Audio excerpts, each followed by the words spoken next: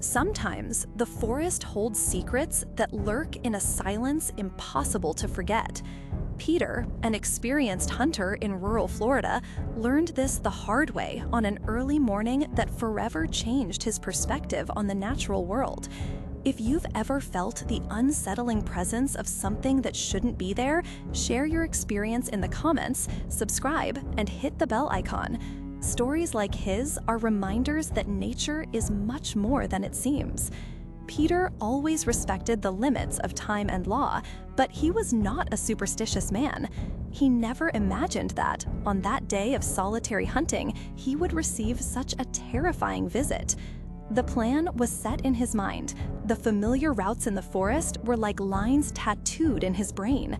Only he knew how and when to act.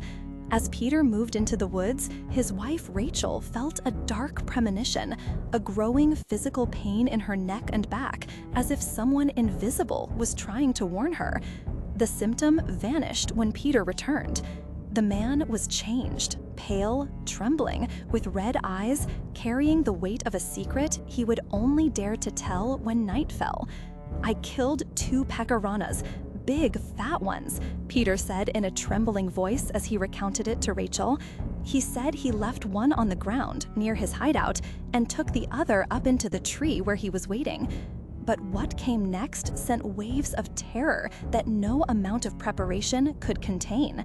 From high in the tree, Peter saw a shadow emerge, an immense figure dressed in a black mantle, its face hidden under a hood. In absolute silence, the being took the pecarana left at the base of the tree and disappeared into the dense woods. The hunter's heart sank in silence, tears flowing for the first time in many years. Peter climbed down from the tree, suffocated by fear and sadness. He didn't dare tell anyone what had happened, not even his father, a practical and skeptical man. In the face of his shared anguish with Rachel, he heard firm words. "Don't go back into those woods." It was a deliverance. Rachel felt that something invisible watched over the life of that place, an ancestral protection, a guardian of the forest, unleashed by predatory invasion. Peter, marked forever, would struggle to face that night without trembling.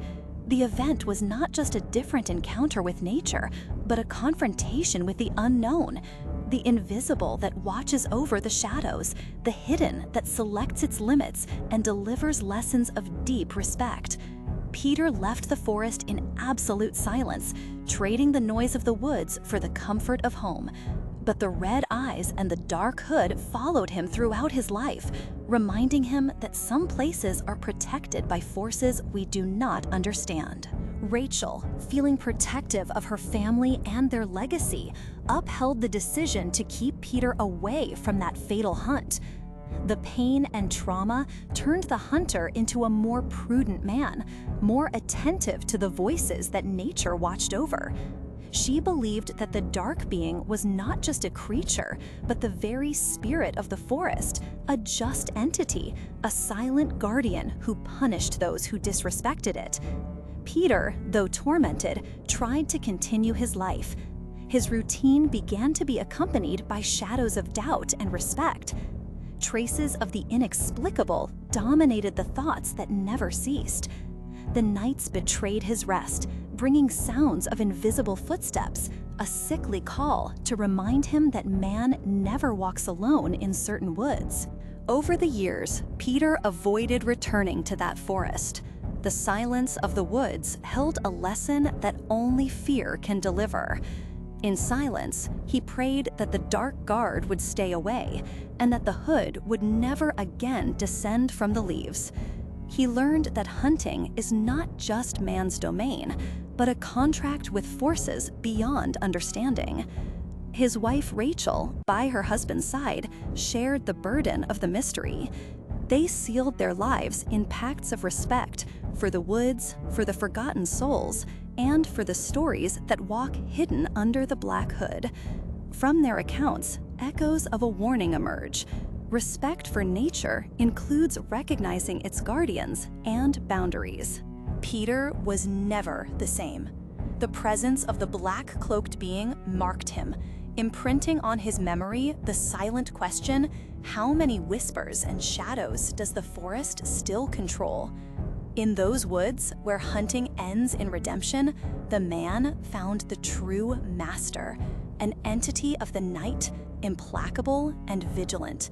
If Peter's story touched something in you, a fear, a doubt, a shiver, share it in the comments.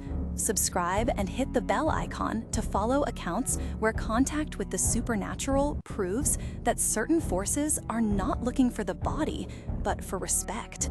Sometimes the guardian doesn't appear to punish, but to remind us that not everything is man's domain.